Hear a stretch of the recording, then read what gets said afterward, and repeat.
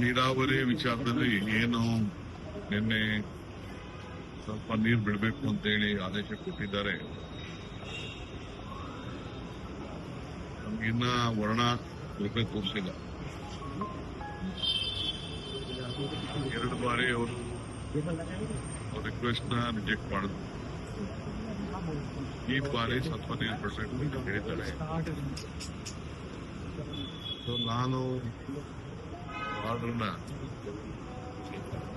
Appeal ಮಾಡಲಿಕ್ಕೆ ನಮ್ಮ ಮಂತ್ರಿಗಳು ರಾಮಲಿಂಗಾರೆಡ್ಡಿಯವರು ಮತ್ತು ಎಲ್ಲ ಅಧಿಕಾರಿಗಳ ಹತ್ರ ಚರ್ಚೆ ಮಾಡಿದ್ದೇನೆ. Against the order we are appealing.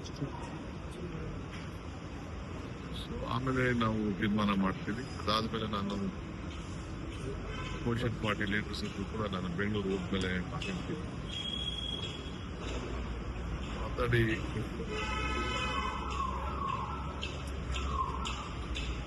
ಈ ಮಧ್ಯದಲ್ಲಿ ತಮಿಳುನಾಡು ಚೀಫ್ ಮಿನಿಸ್ಟರ್ ಕೂಡ ನನ್ನ ಹತ್ರ ಬಂದು ಮಾತಾಡಲಿಕ್ಕೆ, ಕೆಲವು ವಿಚಾರಗಳನ್ನ ಮಾತಾಡಲಿಕ್ಕೆ ಇಂಗಿತವನ್ನು ವ್ಯಕ್ತಪಡಿಸಿದ್ದಾರೆ. ಚೀಫ್ ಸೆಕ್ರೆಟರಿಗೂ ಲೆಟರ್ ಬರೆದಿದ್ದಾರೆ. ನನ್ನ ಹತ್ರ ಫೋನಲ್ಲಿ ಮಾತಾಡಿದ್ದಾರೆ. ನಾವು ಕೂಡ ಗೌರವದಿಂದ ಅವ್ರಿಗೆ ನೋಡ್ಬೇಕಾದ್ರು ನಮ್ಮ ಕರ್ತವ್ಯ. ಆಯ್ತು ಬನ್ನಿ ಅಂತ ನಾನು ಹೇಳಿದ್ದೇನೆ. ಜೊತೆಗೆ ನಾನು ಕೂಡ ನಮ್ಮ ರಾಜ್ಯದ ಕಾವೇರಿ ಜಲ ಪ್ರದೇಶ ಕೂಡ ನೀವು ನೋಡಿ ಅಂತ ಕೂಡ ಒಂದು ರಿಕ್ವೆಸ್ಟ್ ಮಾಡಿದ್ದೇನೆ. ಅದಕ್ಕೆಲ್ಲ ವೀಕ್ಷಣೆ ಮಾಡಲಿಕ್ಕೆ ಹೆಲಿಕಾಪ್ಟರ್ ವ್ಯವಸ್ಥೆ ಎಲ್ಲ ಮಾಡಲಿಕ್ಕೆ ಕೂಡ ಹೇಳಿದ್ದೀನಿ. ನೋಡೋಣ ಯಾಕೆಂದ್ರೆ ಅವರು ಫ್ಯಾಕ್ಚುಯಲ್ ಅನುಭವ ಅದರಷ್ಟು ಬರೆಯಲು ಆ ದೃಷ್ಟಿಯಿಂದ ಇದೊಂದು ಮಹತ್ವದಂತ ನಿರ್ಣಯ, ಸೌಹಾರ್ದದ ನಿರ್ಣಯ, ಅಭಿಪ್ರಾಯಗಳು, ವಿಚಾರ ಏನಿದೆ ಅಂತ ನನಗಿನ್ನ ಅರ್ಥ ಆಗಿಲ್ಲ.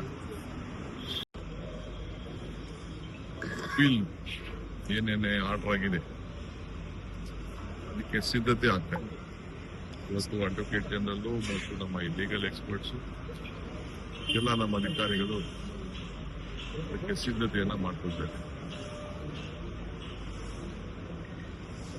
ಇವತ್ತು ಬೆಳಿಗ್ಗೆ ಅದೇ 10-11ವರೆಗೆ ಮೀಟಿಂಗ್ ಆಗಿದ್ದು ಸೀನಿಯರ್ ಲಾಯರ್ಸ್ ಅದನ್ನು ಸರ್, ಅದ್ರದ್ದು ಔಟ್ಕಮ್ ಸರ್ ಅದು ಆಗಿದೆ. ನಮ್ಮ ಮಂತ್ರಿಗಳು ಮಾಡಿದ್ದಾರೆ, ನಾನು ಮಾತಾಡಿದ್ದೀನಿ, ಎಲ್ಲ ಮಾತಾಡಿದ್ದೀನಿ. ಅಪೀಲ್ ಮಾಡಬೇಕು ಅನ್ನೋ ನಮ್ಮ ತೀರ್ಮಾನ. CWMA ಮುಂದೆ ಸರ್, ಸುಪ್ರೀಂ ಕೋರ್ಟಿಗೆ ಸರ್ ಬಿಟ್ಟಿದ್ದೀನಿ. ಒಂದು ಸ್ಟೇಜ್, ಯಾವ ಸ್ಟೇಜ್ ಆದ್ಮೇಲೆ ನೆಕ್ಸ್ಟ್ ಸ್ಟೇಜ್ ಏನು ಅಂತ ಇಮಿಡಿಯೇಟ್ ರಿಲೀಫ್ ಬೇಕಲ್ಲ ಯಾರಿಗೆ ಆಗಲಿ. ನಮ್ಗೆ ಇಮಿಡಿಯೇಟ್ ರಿಲೀಫ್ ಬೇಕು.